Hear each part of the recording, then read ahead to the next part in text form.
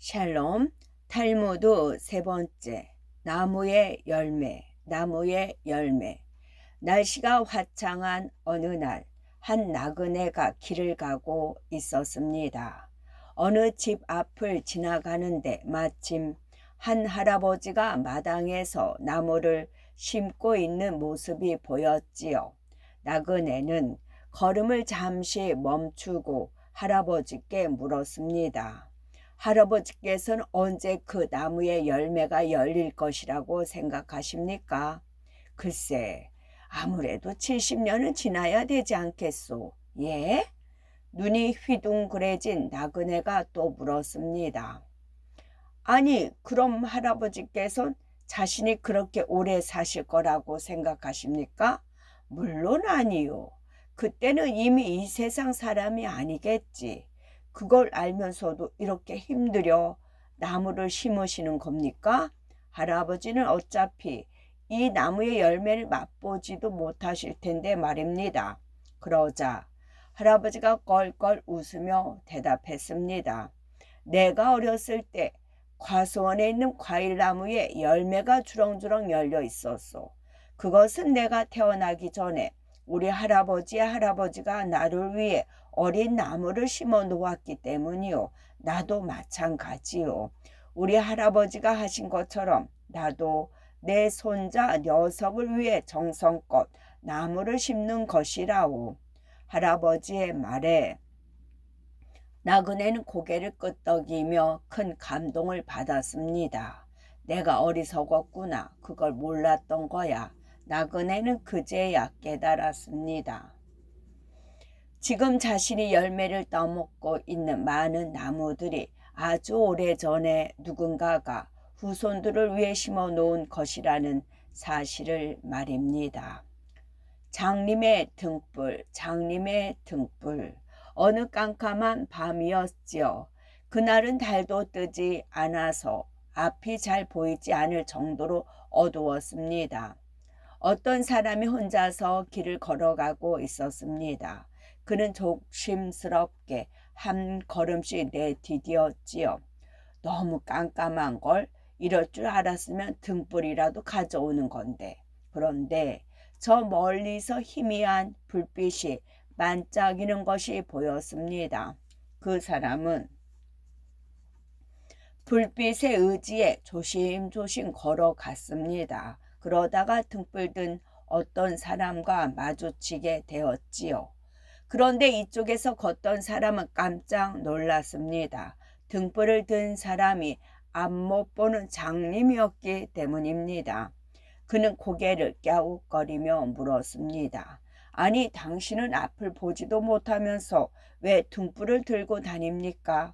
장님이 대답했지요.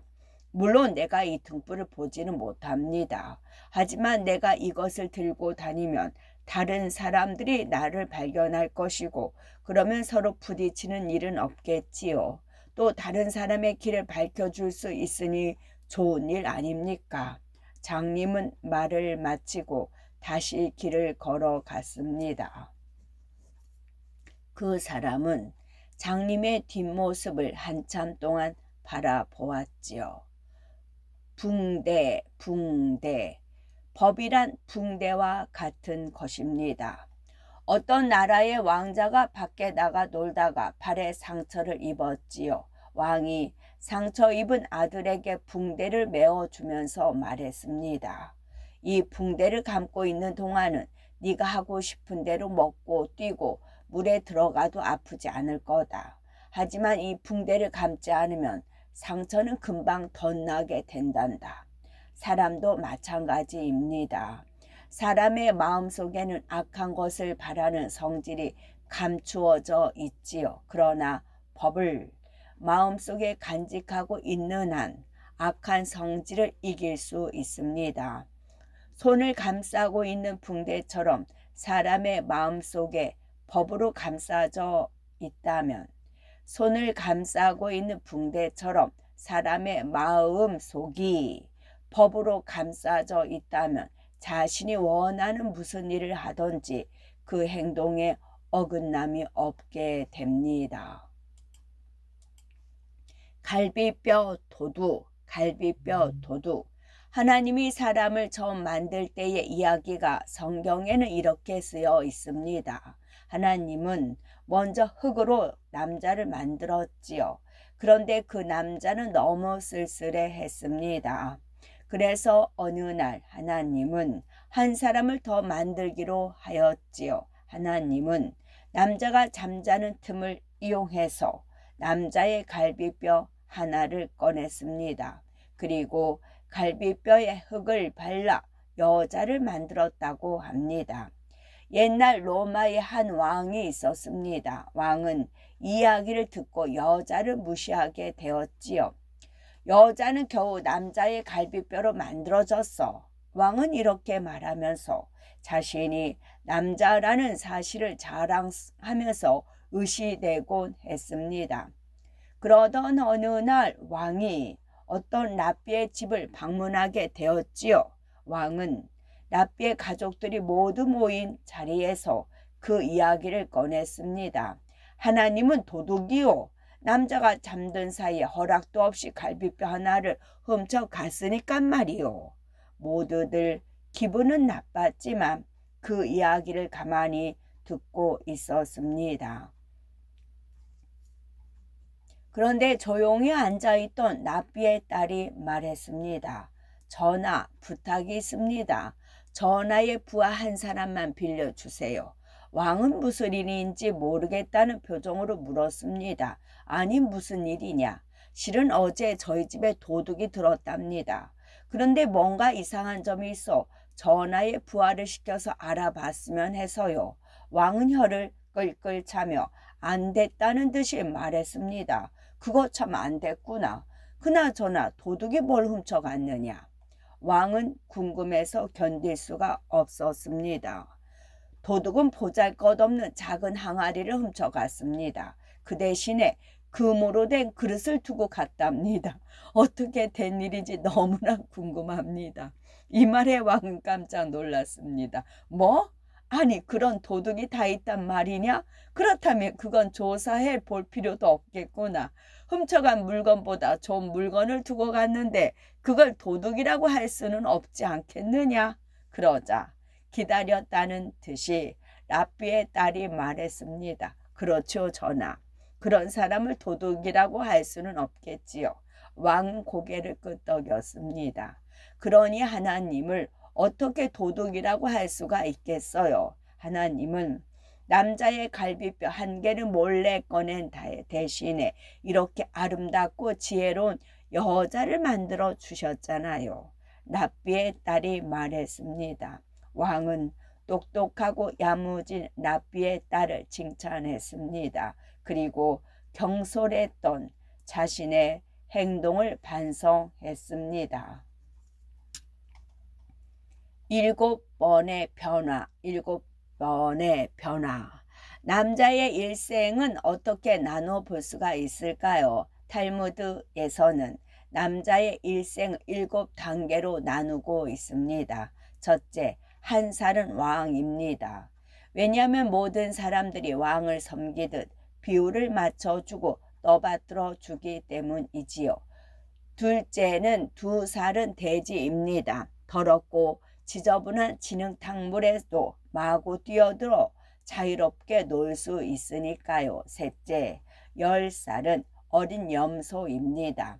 아무 걱정 없이 웃고 떠들며 신나게 이리저리 뛰어다니며 놀 수 있기 때문입니다. 넷째, 18살은 말입니다. 이때는 거의 성장하여 자기 힘을 남에게 보여주고 싶어 할 때입니다. 다섯째, 결혼하면 당나귀입니다. 가정이라는 무거운 짐을 지고 뚜벅뚜벅 힘겹게 걸어야 하기 때문입니다. 여섯째, 중년은 개입니다. 가족을 먹여 살리기 위해서 이 사람 저 사람의 눈치를 살피며 호감을 얻어야 하기 때문입니다. 일곱째, 노인은 원숭이입니다. 어린 아이처럼 어리광이 심해지면 더 이상 아무도 관심을 가져주지 않기 때문입니다. 거미와 모기와 미치광이, 거미와 모기와 미치광이. 다윗 왕은 평소에 거미를 아주 싫어했습니다. 거미가 장소를 가리지 않고 아무 곳에나 집을 짓는 더럽고 아무짝에도 쓸모없는 하찮은 벌레라고 생각했기 때문입니다. 그런데 다윗 왕이 이 거미 때문에 목숨을 건진 일이 있었지요. 다윗 왕의 나라가 이웃 나라와 한참 전쟁 중일 때입니다.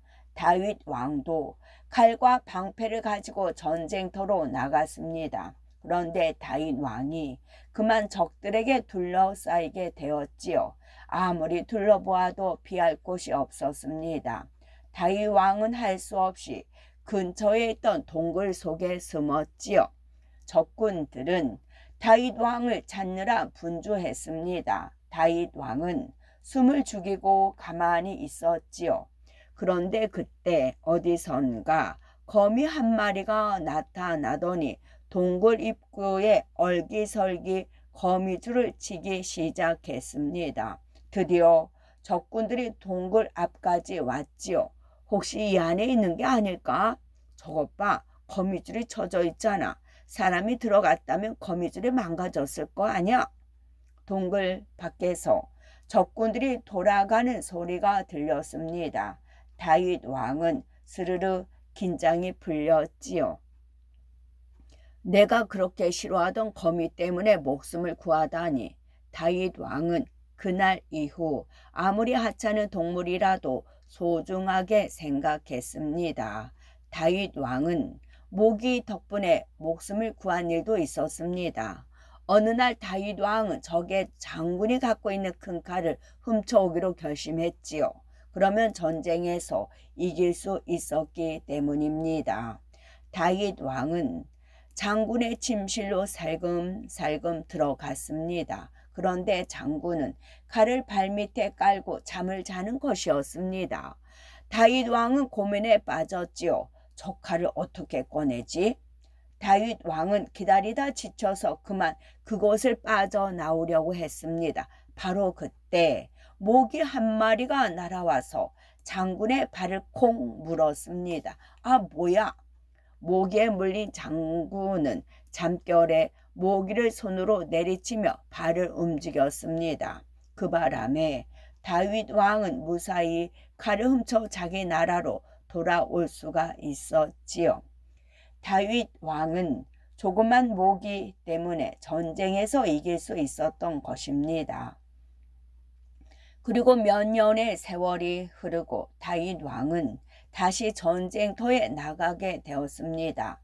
다윗 왕은 적군에게 완전히 포위되었지요. 꼼짝없이 죽게 생긴 것입니다. 그때 다윗 왕은 한 가지 꾀를 생각해냈습니다.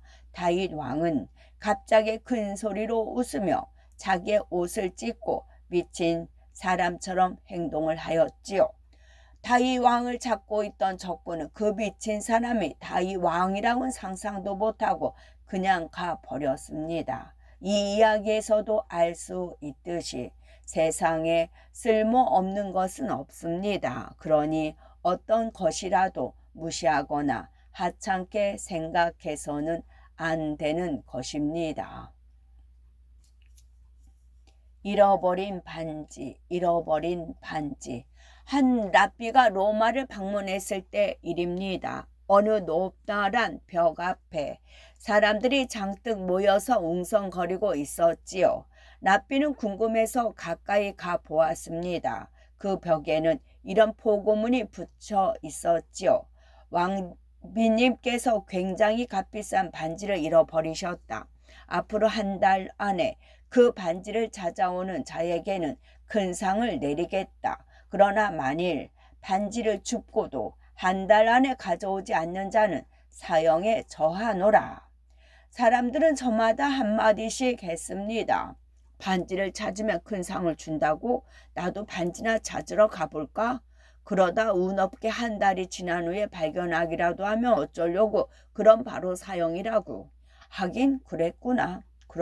그렇겠군. 에라 모르겠다. 골치 아픈 일에서 우리는 빠지자고. 보고문을 다 읽은 랍비는 계속 길을 갔습니다. 한참을 걷다 보니 랍비의 눈앞에 뭔가 반짝하고 빛나는 것이 보였습니다. 가까이 다가가 보니 그것은 틀림없는 왕비님의 반지였지요. 랍비는 반지를 주어서 주머니에 넣고는 아무 일 없다는 듯이 집으로 돌아왔습니다. 그런데 웬일인지 랍비는 왕비님께 반지를 가져가지 않았습니다. 만약 그랬다면 어마어마한 상급을 받을 수 있을 텐데 말입니다. 랍비가 한 달이 지날 때까지 기다렸다가 바로 다음 날 궁궐로 갔습니다. 왕비는 반지를 찾아 매우 기뻐했지만 약속은 약속이므로 랍비는 사형에 처할 생각이었습니다. 왕비가 랍비에게 말했습니다. 당신은 한 달이 지난 후에 반지를 가져오면 어떻게 된다는 것을 몰랐나요? 왜 이제야 반지를 가져온 거죠? 랍비는 아무렇지도 않게 말했습니다. 당연히 알고 있었습니다. 정말 이상하네요. 하루만 일찍 가져왔다면 당신은 큰 상을 받을 수 있었을 텐데 당신은 목숨이 아깝지도 않습니까? 그러자 랍비가 말했습니다. 일부러 그랬습니다. 내가 오늘 이 반지를 가져온 것은 내가 결코 당신을 두려워하지 않는다는 것을 사람들에게 가르치기 위해서입니다. 이 말을 들은 왕비는 머리를 숙이고 랍비에게 절을 했습니다. 당신은 정말 훌륭한 사람입니다. 반지 하나 때문에 온 나라 사람들을 괴롭힌 제가 어리석었습니다. 왕비는 랍비에게 진심으로 사과했습니다. 희망. 옛날 한 랍비가 당나귀와 개와 작은 램프만을 가지고 여행을 떠났습니다. 한참 동안 걷다 보니 사방에 땅거미가 내리고 어둑어둑해졌지요. 눈앞이 캄캄해서 더 이상 길을 갈 수 없었던 랍비는 마침 오두막 한 채를 발견하게 되었습니다. 집 안에는 아무도 없었지요. 랍비는 하룻밤을 그곳에서 묵기로 했습니다. 그러나 혼자 낯선 곳에서 잠을 자려니까 눈만 말똥말똥하고 잠이 잘 오지 않았습니다. 그래서 랍비는 램프를 켜고 책을 읽기 시작했습니다. 그런데 갑자기 바람이 불더니 램프가 훅 하고 꺼져 버리고 말았지요. 이런, 책도 읽을 수가 없겠네. 잠이나 자야겠다. 랍비는 할 수 없이 잠을 자기로 했습니다. 다음 날 아침, 잠에서 깬 랍비는 깜짝 놀라고 말았습니다. 당나귀와 개가 처참한 모습으로 죽어 있는 것이었습니다. 밤중에 이리와 사자의 습격을 받은 모양이었습니다. 랍비는 갑자기 두려워졌지요. 그래서 램프만 들고 서둘러 길을 나섰습니다. 잠시 후 랍비는 어떤 마을에 이르렀습니다. 그런데 마을의 분위기가 심상치 않았지요. 그곳의 모든 집들은 부서져 있었고 사람은 물론이고 개 한 마리조차 보이지 않았습니다. 주위를 살펴보던 랍비는 어느 빈집 앞에 한 할아버지가 처량한 모습으로 앉아 있는 것을 보았지요. 랍비는 다가가서 물어보았습니다. 이 마을에 무슨 일이 있었나요? 보면 모로 어젯밤에 도둑대가 한바탕 몰려와 이렇게 쑥대밭을 만들고 갔다고 못쓸 놈들 같으니라고. 할아버지는 힘없는 목소리로 말했습니다. 랍비는 생각했습니다. 도둑대라고? 만약 어젯밤에 램프가 꺼지지 않았다면 그들은 내가 묵고 있던 곳으로 왔을지 모른다. 그리고 개가 살아 있었다면 개 짖는 소리에 도적까지 발견되었을지도 모르고 또 당나귀 울음소리도 위험했을 거야. 랍비는 모든 것을 잃었지만 그 대신에 무엇보다도 소중한 목숨을 건진 것이었습니다. 랍비는 나쁜 일도 좋은 일도 연결될 수 있으므로 최악의 상태에서도 모든 사람은 희망을 잃어서는 안 된다는 것을 깨달았습니다. 마음. 세상에서 가장 강한 사람은 어떤 사람일까요? 여러분들은 어떻게 생각하나요? 탈무드에서는 세상에서 가장 강한 사람을 이렇게 말하고 있습니다. 먼저 사람의 몸에 무엇이 있는지 한번 살펴보겠습니다. 우선 머리, 눈, 코, 입, 귀가 있고 손과 발, 심장과 위장, 대장, 소장 등 기관이 굉장히 많습니다. 그런데 이 많은 기관들은 스스로는 움직일 수가 없습니다. 그렇다면 무엇에 따라 움직이는 것일까요? 그것은 바로 마음입니다.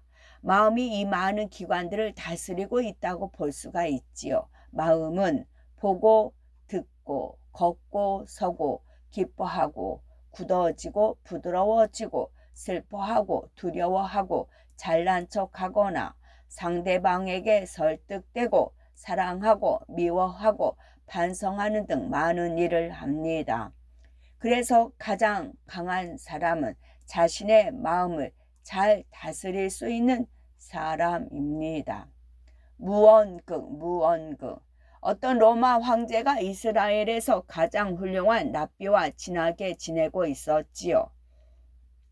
두 사람은 생일이 같다는 이유로 가까워진 뒤 계속해서 친한 사이로 지내고 있었습니다. 두 나라 사이가 별로 좋지 않았을 때에도 두 사람의 우정은 변함이 없었습니다. 그러나 황제는 랍비와 친구라고 해서 두 사람의 우정을 사람들 앞에 드러낼 수는 없었지요. 그래서 황제가 랍비에게 도움을 구하고자 할 때는 하인을 먼 곳까지 보내야만 했습니다. 어느 날 황제는 랍비에게 편지를 보냈지요. 나는 꼭 하고 싶은 일이 두 가지 있어. 하나는 내가 죽은 후 내 아들에게 황제의 자리를 물려주는 것이고 또 하나는 이스라엘에 있는 한 도시를 자유관세 도시로 만드는 것이요. 그런데 나는 이 두 가지 일 중에서 하나밖에 할 수가 없을 것 같소. 두 가지 모두 하려면 어떻게 해야 좋겠소? 그때는 두 나라의 사이가 매우 좋지 않을 때였지요. 그래서 황제의 물음에 랍비가 대답을 했다는 사실이 알려지면 국민들에게 원망을 들을 것이 뻔했습니다. 랍비는 그 질문에 대한 답을 보낼 수가 없었어요. 황제는 돌아온 하인에게 물었습니다. 편지를 읽고 난 뒤 랍비는 어떤 행동을 하더냐? 랍비는 아들에게 목말을 데우고 비둘기를 주었습니다. 그러자 아들은 그 비둘기를 하늘로 날려 보냈습니다. 하인의 말을 들은 황제는 랍비가 말하고자 하는 것을 이해할 수 있었습니다. 먼저 왕위를 아들에게 물려주고 그 뒤에 내 아들이 관세를 자유롭게 하도록 하라는 뜻이로구나. 그 후 황제는 나라 일도 고민하다가 다시 랍비에게 편지를 보냈습니다. 나라의 관리들이 나쁜 행실을 일삼고 있어. 어떻게 하면 좋겠습니까? 랍비는 그 편지를 다 읽더니 밭에 가서 야채를 하나 뽑아 들었습니다. 조금 후에 또 똑같은 행동을 되풀이했습니다. 그것이 전부였습니다. 하인으로부터 랍비의 행동을 전해 들은 황제는 랍비가 말하려고 하는 것을 알 수가 있었지요. 한꺼번에 적을 없애려 하지 말고 몇 번에 걸쳐서 한 사람씩 없애라는 뜻이로구나. 이 이야기에서도 알 수 있듯이 사람이 말하고자 하는 뜻은 꼭 말과 글이 아니더라도 충분히 다른 사람에게 전달될 수가 있는 것입니다. 감사의 마음. 옛날에는 빵 한 조각을 먹으려면 얼마나 많은 일을 했을까요? 우선은 밭을 갈고 씨앗을 뿌립니다. 정성껏 거름을 주어 가꾸고 더 자라면 낫으로 베어 거두어 드립니다. 이것을 햇볕에 말려 방아를 찧어 가루로 만듭니다. 그리고 그 가루를 반죽해서 불에 구워 먹었습니다. 예전에는 이렇게 복잡하고 어마어마하게 많은 과정을 거쳐서 직접 집에서 만들어 먹어야 했지요. 그런데 요즘에는 빵이 먹고 싶으면 어떻게 하나요? 빵집에 가서 돈을 주고 사 먹기만 하면 됩니다. 정말 편리하죠. 그런데 왜 이렇게 편리해졌을까요? 어느 날 갑자기 빵이 하늘에서 뚝 떨어졌을까요? 물론 아닙니다. 지금은 그 모든 일을 많은 사람들이 나누어서 하기 때문입니다. 그러므로 우리가 빵을 사 먹을 때에는 이렇게 쉽게 먹을 수 있게 해주신 그분들께 감사하는 마음을 가져야 합니다. 이번에는 옷을 한번 생각해 볼까요? 옛날에는 옷을 입기 위해 얼마나 많은 일들을 했을까요? 우선은 양을 잡아서 그것을 키워야 합니다. 그리고 양털을 깎아 그 털에서 실을 뽑습니다. 그 뽑은 실로 옷감을 짜고 바느질을 한 다음에야 옷을 입을 수 있었지요. 정말 복잡한 과정을 거쳐야 했죠. 그렇지만 지금은 어떻습니까? 백화점이나 시장에서 돈을 주고 옷을 고르기만 하면 됩니다. 참 편리해졌죠. 이렇게 편하게 옷을 입을 수 있는 것도 그 많은 일들을 모든 사람이 나누어서 하기 때문입니다. 그러므로 옷을 입을 때에도 많은 사람들의 수고를 생각하며 감사한 마음으로 입어야 합니다. 이처럼 모든 것은 사람들의 수고로 만들어지고 있습니다. 다시 찾은 지갑. 다시 찾은 지갑. 어느 날 한 상인이 물건을 사러 시장에 들렀습니다. 그런데 며칠 뒤에야 장이 열린다는 것을 알게 되었지요. 상인은 장이 열리면 물건을 사기로 했습니다. 그런데 한 가지 고민이 생겼습니다. 그 많은 돈을 어디다 두어야 할지 몰랐기 때문입니다. 어쩌지? 이 돈을 그냥 여관에 두면 불안한데. 곰곰이 생각하던 상인은 아무도 보지 않을 때 돈 지갑을 땅에 묻기로 했습니다. 여긴 아무도 모르겠지. 휴, 이제야 안심이 되네. 돈 지갑을 모두 묻은 상인은 마음을 놓았습니다. 다음 날 상인은 일어나자마자 돈 지갑을 묻어 놓은 곳으로 가 보았지요. 그런데 이게 어찌 된 일입니까? 땅속에 있어야 할 돈 지갑이 사라진 것이었습니다. 상인은 깜짝 놀랐습니다. 이럴 리가 없어. 아무도 본 사람이 없었는데. 상인은 주변을 샅샅이 뒤져보았습니다. 하지만 어느 곳에서도 지갑은 보이지 않았지요. 그런데 거기서 좀 떨어진 곳에 집이 한 채 있었습니다. 상인은 이상한 생각이 들어 그 집으로 가 보았습니다. 가서 보니 그 집의 벽에 조그마한 구멍이 뚫려 있는 것이었습니다. 그래, 이 구멍으로 내가 돈 묵는 걸 본 게로구나. 상인은 얼른 그 집으로 가서 문을 두드렸습니다. 곧바로 집주인이 나왔지요. 당신은 도시에 살고 있으니 머리가 좋을 테지요. 제게 좋은 의견을 들려주세요. 사실 저는 시골에서 물건을 사러 이곳에 왔답니다. 지갑을 2개 갖고 왔는데 하나는 은하 500개, 또 하나에는 800개가 들어있지요. 실은 만약을 위해 작은 지갑을 아무도 모르는 곳에 파묻어 두었습니다. 그런데 큰 것도 같이 파묻어 두는 것이 좋겠습니까? 아니면 믿을 만한 사람에게 맡기는 것이 더 좋겠습니까? 그러자 집주인은 기다렸다는 듯이 대답을 했습니다. 나는 사람을 믿지 않아요. 내가 만일 당신이라면 작은 지갑을 묻어둔 바로 그곳에 큰 지갑도 묻어두겠소. 상인이 돌아가자 욕심 많은 집주인은 자기가 꺼내왔던 지갑을 전에 있던 곳에다 도로 묻어 놓았습니다. 그 모습을 지켜보던 상인은 집주인이 사라지자 그것을 다시 파냈습니다. 상인은 아무 다툼도 없이 잃어버린 지갑을 다시 찾을 수 있었습니다. 솔로몬 왕의 재판. 솔로몬 왕의 재판. 이스라엘에는 지혜의 왕으로 불리는 솔로몬 왕이 있었지요. 옛날에는 백성들이 억울한 일을 당하거나 풀기 어려운 문제가 생기면 왕에게 직접 찾아가 재판을 받았습니다. 어느 날 3명의 남자가 솔로몬 왕을 찾아왔습니다. 그들은 친한 친구 사이로 얼마 전 함께 여행을 떠났다고 합니다. 옛날에는 은행이 없었기 때문에 3사람은 가지고 있던 돈을 모두 모아 인적이 드문 곳에 묻어두었지요. 그리고 여행에서 돌아온 다음 날 돈을 찾으러 갔는데 그만 돈이 없어졌다는 것입니다. 돈을 숨겨둔 곳은 그 3남자만 알고 있기 때문에 그들 중 한 사람이 돈을 가져간 것이 분명했습니다. 저희들 중에서 누가 돈을 가져갔는지 밝혀내 주십시오. 3사람은 솔로몬 왕에게 도움을 정했습니다. 그런데 그들의 얘기를 다 들은 왕은 재판할 생각은 안 하고 다른 얘기를 꺼냈습니다.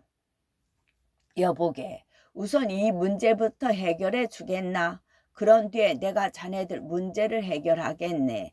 옛날에 어느 아가씨가 한 청년과 결혼을 약속했다네. 그런데 얼마 후 아가씨는 다른 남자를 사랑하게 되어 약혼자에게 헤어지자고 말했지. 그리고 미안하니까 돈도 좀 주겠다고 했어. 그런데 오히려 청년은 괜찮다고 하면서 순순히 보내주고 돈도 받지 않았지. 자네들은 이 이야기를 듣고 어떤 생각이 들었나? 먼저 첫 번째 남자에게 말했습니다.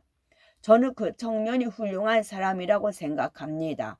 자신을 떠난 아가씨를 용서하고 돈도 받지 않았으니까요. 두 번째 남자도 말했습니다. 저는 그 아가씨가 훌륭하다고 생각합니다. 비록 마음은 변했지만 그것을 솔직하게 고백하였기 때문에 정말 사랑하는 남자와 결혼할 수 있었습니다. 그녀는 참 용기 있는 사람입니다. 그러나 마지막 3번째 남자는 불만이 가득한 얼굴로 이렇게 말했습니다. 저는 이해할 수가 없습니다. 청년은 왜 처녀가 준 돈을 받지 않은 걸까요? 저라면 그 돈을 받았을 텐데요. 솔로몬 왕은 3번째 남자의 말을 듣고 그 남자를 가리키며 말했습니다. 돈을 훔쳐간 사람은 바로 저 자이다. 다른 사람들은 처녀의 용기나 청년의 착한 마음에 관심이 있는데 저자는 돈에 대해서만 생각하고 있질 않느냐. 저자는 우정이나 사랑보다 돈을 더 크게 생각하는 욕심 많은 사람이니라. 강한 것과 약한 것, 강한 것과 약한 것. 세상에서 가장 힘이 세고 무서운 동물은 무엇일까요? 사자나 코끼리처럼 몸집이 큰 동물이 떠오르겠지요. 그렇다면 이 동물들에게도 무서워하는 것이 있을까요? 그렇습니다. 이렇게 세상에서 가장 힘이 세고 무섭게 여겨지는 동물들도 겁내는 게 있답니다. 그것은 정말 우습게도 우리가 무시하고 하찮게 생각하는 것들입니다. 예를 들어 사자는 모기를 무서워하고 코끼리는 거머리를 무서워합니다. 그리고 독침을 가지고 있는 정갈은 파리를 무서워하고 하늘을 지배하는 매는 거미를 무서워한다고 합니다. 몸집이 크고 힘이 센 동물들이 이렇게 작고 힘없는 생물들을 무서워하다니 정말 믿을 수 없는 일이지요. 이것은 몸집이 크고 힘이 강하다고 해서 어떤 것이나 모두 무서운 것은 아니라는 사실을 말해 줍니다. 아주 약한 것이라도 어떤 조건 아래서는 강하게 될 수도 있습니다. 바보가 되는 부모, 바보가 되는 부모. 어떤 남자가 다음과 같은 유서를 썼습니다. 내 아들에게 재산을 전부 물려준다. 단 아들이 아주 바보가 되지 않으면 유산을 물려받을 수 없다. 이 소식을 들은 납비가 남자를 찾아와서 말했습니다. 그게 무슨 터무니없는 소리요. 당신의 아들이 바보가 되지 않으면 재산을 주지 않겠다니. 그러자 남자가 갈대를 하나 입에 물고 이상한 울음소리를 내면서 고개를 숙인 채 마루 위를 기어다니기 시작했습니다. 그가 뜻하는 것은 아들에게 자식이 생겨서 그 자식을 기르게 되면 자기 재산을 물려주겠다는 것이었습니다. 자식이 생기면 사람은 바보가 된다는 속담은 여기에서 생겨났지요. 유대인에게 있어서 자식은 대단히 귀중한 존재이며 부모는 자식을 위해서 모든 것을 희생합니다. 하나님은 유대 민족에게 십계명을 내려주면서 유대인이 반드시 그것을 지키겠다는 다짐을 받으려 했습니다. 유대인은 먼저 유대인 최초의 위대한 조상 야곱의 이름으로 맹세하고자 하였으나 하나님은 이를 허락하지 않았지요. 그래서 유대인의 손에 들어오는 모든 재산을 걸고 맹세하려고 했으나 역시 허락을 받지 못했습니다. 다시 유대가 낳을 모든 절약자의 이름으로 맹세하고자 하였으나 역시 거절당했습니다. 마지막으로 자식들에게 십계명을 반드시 전해줄 것이므로 그 자식들의 이름으로 맹세한다고 하자 하나님은 비로소 허락하셨습니다. 사랑. 솔로몬 왕에게는 매우 총명하고 아름다운 딸이 있었지요. 어느 날 솔로몬 왕은 꿈속에서 자신의 사위가 될 사람을 보게 되었습니다. 그런데 그 사람은 자신의 딸과는 너무나 어울리지 않게 볼품없어 보였지요. 그래서 솔로몬 왕은 자신의 꿈이 진실인지 아닌지 시험해 보기로 했습니다. 솔로몬 왕은 딸을 어느 작은 섬으로 데리고 가서 그곳에 있는 별궁에 가두었지요. 그리고 그 둘레에 높은 담을 쌓은 다음 많은 파수병들로 하여금 이를 지키게 하였습니다. 그러고 나서 열쇠를 가지고 돌아와 버렸지요. 솔로몬 왕이 꿈에서 보았던 그 남자는 들판에서 혼자 떠돌고 있었습니다. 밤이 되어 추워지자 그 남자는 사자들의 시체가 있는 곳으로 가서 그 가죽 속에 들어가 잠을 잤습니다. 그때 큰 새 한 마리가 날아와 사자의 가죽 속에 있는 그를 들어서 공주가 갇혀있는 성 위에 떨어뜨렸습니다. 그 남자는 그곳에서 공주와 만나게 되었고 사랑하는 사이가 되었습니다. 사랑이란 모든 것을 초월합니다. 아무리 멀리 떨어진 섬으로 데리고 가서 가두어 놓는다 해도 아무 소용이 없습니다. 일어날 일은 반드시 일어나고 사랑하는 사람은 반드시 만나는 법입니다. 끝.